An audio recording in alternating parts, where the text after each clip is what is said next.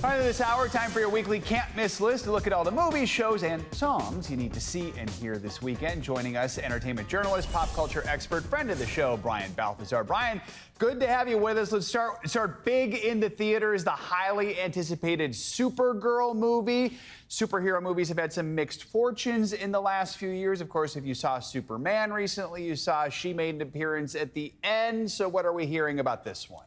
Right. Yeah. So this is the second film in the DC reboot of the DC universe. And if you call, like, say, Superman's the good Boy Scout, she's kind of the cousin with damage. She plays Kara, Superman's cousin, who is grittier. She goes out drinking. You know, and in fact, the director really deliberately wanted to make this a dusty, kind of gritty movie, a little bit inspired by True Grit, if you can believe it.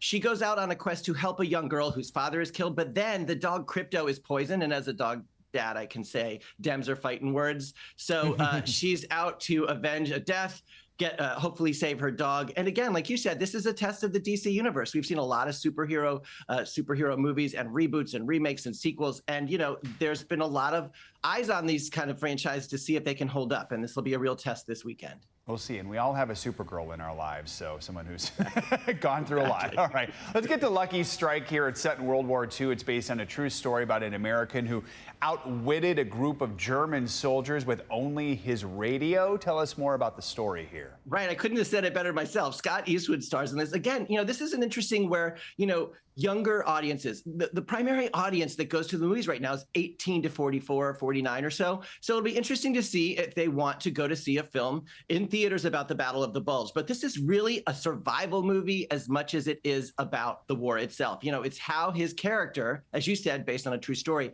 is going to use this kind of new technology at the time to escape. And so if you like war movies, if you like survival movies, look past the war and see that in it. You should check this out in theaters this weekend. 18-year-olds can learn about the radio. All right, also in theaters, we've got The Invite, Olivia Wilde, Seth Rogen, Paul Rudd, Penelope Cruz, quite the cast.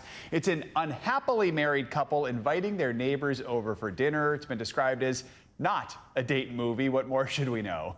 Right. Well, this is a dinner party with marital awkwardness. We've all been to a few of those, right?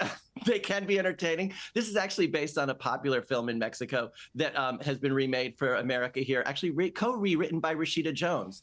And this one is a dinner party. We start to learn a little bit about the couples, like, as you said, this all-star cast. Some awkwardness, some revelations are uncovered about what one couple is into. And I think you can read between the lines there. Don't bring the kids. But this is kind of an adult, witty, kind of unique dinner party comedy. There's a genre you probably have not heard of, but it is now. So check this one out. It's right. You've just invented it. There we go. All right, let's get to streaming here. The Bear is back. Been a little uneven lately. Is it back on track here?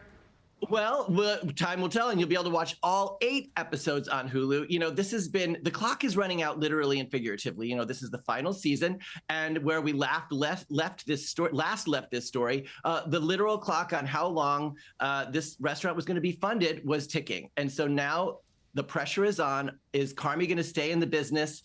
It is literally the swan song for all of these people. It's built the careers of almost every member of this cast, some incredible performances. And so I think, you know, this is not yes, the setting is food in a restaurant, but this is really about family and personal drama. And if you like that with great cinematography and great performances, I highly encourage you to check it out. But you should see the episodes before it. You cannot start with the final season if you haven't seen it yet. Good to know. All right. BritBox, a period drama called A Woman of Substance about a girl living in early 1900s England who rises from being a maid to become one of the richest women in the world. We recently spoke with the cast. Let's listen here. Marginalised communities face so much oppression in this world, and they do have to work that bit harder to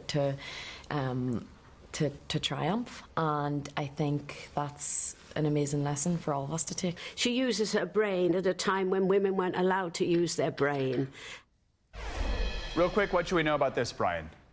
Those 2 actresses playing the same character over generations. If you like romance, period dramas, scandal, class struggle, this is it. Based on a very popular novel, more than 30 million copies of this novel were initially sold. I think this will be a fun one. I think you should check it out. In a few seconds here, Charli XCX, Wink Wink is the new single.